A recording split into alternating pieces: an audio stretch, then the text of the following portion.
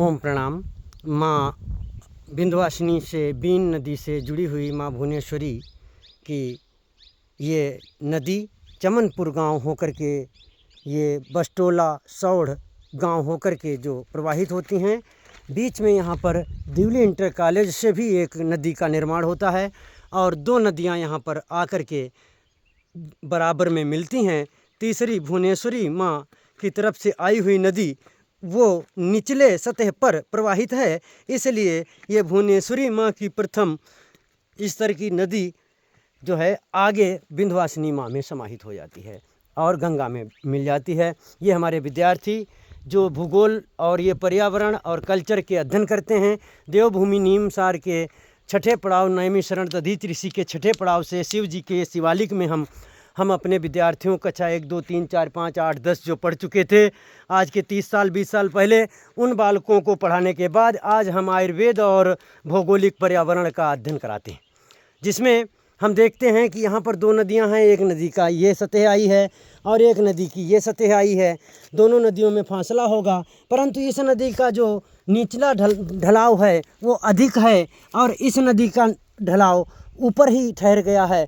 तो ये दिवली की तरफ से आई हुई नदी यहीं पर अब समाप्त होती है और अगले भुवनेश्वरी माँ और चमनपुर की तरफ से जो नदी आ रही है उसका तल निचला है, वो अपना तल लेकर के माँ विंध्यवासिनी में जाते जाते बीन नदी में मिलते मिलते और माँ गंगा में समाहित हुई हैं।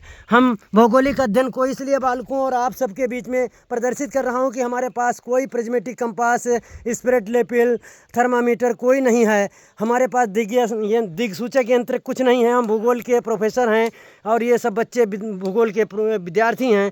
हम इनको उन दिशाओं के सूर्य गति, छाया और जल प्रवाह, वायु वेग, वायु प्रवाह से ही हम इनको समस्त दिशाओं के और मानसून के, वातावरण के, बादल के, बरसात के, भूमि की उर्वरक क्षमता के, कृषि के, उपार्जित फसलों के, गुणवत्ता के आयामों को हम कैसे इनके सामने समक्ष रखते हैं। प्रत्यक्षम किम प्रमाणम, जो भी हम अनुभव गम्य बोलते हैं 1000, 2000, 10,000 साल पीछे जो हमारे बुजुर्ग पुराने ऋषि पर्यावरण में पूर्ण रूप अपना जीवन देते थे और समस्त पर्यावरण को वो पर्यावरण से ही हल करते थे हर सवाल। उसी प्रकृति के सवाल को हल करने में हमारे ये विद्यार्थी हमारा साथ दे रहे हैं नीमसार से आने के बाद। और नीलकंठ क्षेत्र में आज हमें 10 वर्ष से ज़्यादा हो गया। हम 1990 से और आज 2024 तक इस क्षेत्र में कार्यरत हैं। हम हरिद्वार में स्कूल चलाए हैं, ऋषिकेश में 84 गुफा लक्ष्मण झूला के पहले ही, राम झूला के पहले ही 36 नंबर कुटिया में महर्षि में ही आश्रम धीरेन्द्र ब्रह्मचारी जी के पास हम कबीर कुटिया में रहे। और हरिद्वार में भारत माता मंदिर के पीछे कालिदास जी के यहाँ, डॉक्टर स्वामी सदानंद शास्त्री जी के यहाँ, आचार्य श्री राम शर्मा जी के साथ, शांति कुंज के आदि इनके साथ, और हम कनखल में स्वामी शंकर दास जी के साथ में, स्वामी जो है वो शंकरदेव जी के साथ में, कृपालू बाग में, इस तरीके से कनखल के क्षेत्र में 10 जगह हमने पूरी ज़िंदगी बिता डाली है इस मामले में। परंतु आज जाए कि इन करोड़पतियों सालों के हम गुलाम बने जा रहे हैं धीरे धीरे। हमारी शिक्षा, हमारी डिग्रियां, हमारा अनुभव, हमारा स्वास्थ्य और हमारी ये उपलब्धि आयुर्वेद की, सब ये करोड़पति साले गटक गए। अब इनसे कैसे हम चूस के निकाल पाएँ, कैसे इनको बहुत सी बद्दुआओं से हमारे मर गए, लाखों करोड़ों आदमी साले मर चुके होंगे। तो जो करोड़पति हमें गुरु की धमकी और घमंडी में लेता है, निश्चित है वंशनाश उसका हो जाता है। मैं 24 घंटे भजन करता हूँ ईश्वर के, एक भी क्षण जिंदा मुर्दा छोड़ता नहीं हूँ। कुछ भी काम करूँ, चाहे बात आपसे कर रहा हूँ, भजन मेरा अनवरत चल रहा है। इस प्रकार से मैं अनुरोध करता हूँ कि पर्यावरण और प्रकृति में जियो। इन ढोंगी नाटकियों, करोड़पतियों के जाल को तोड़ो, स्वाभिमान बनो, स्वरोजगार निर्मित करो, खुद अपनी ज़िंदगी को इतना गरिमामय बना दो कि करोड़पतियों के 10 दमाचे लगें तुम्हारे कर्म के, और तब इनकी आंखें खुले, साले मरें। आज गरीब मर रहा है और करोड़पति जी रहे, बहुत शर्म की बात है। और गरीब इस पूरे पर्यावरण और प्रकृति का मालिक है, फिर भी मर रहा है।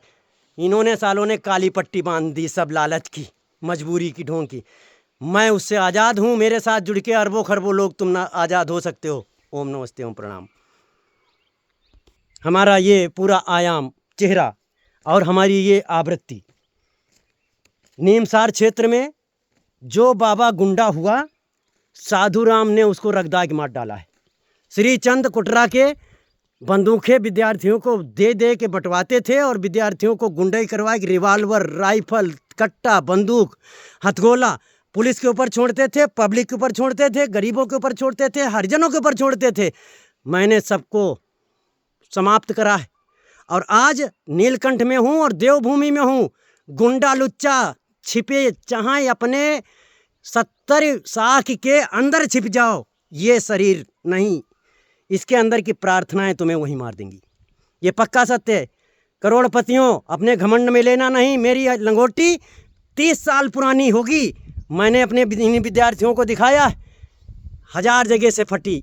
आज तक कोई अरब खरबपति ने एक लंगोटी में जो नहीं दी है। खाने की बात छोड़ो, मैं तुर्रम खां के तिपे लंग के कर्जेदार नहीं हूँ। आप सब लोग स्वाभिमानी बनो। मैं 50 साल का जीवन दिखा रहा हूँ, करोड़पतियों के दबदबे में नहीं आया और आऊँगा नहीं। मरने से पहले तक मर जाऊँगा, आऊँगा नहीं। ओम प्रणाम।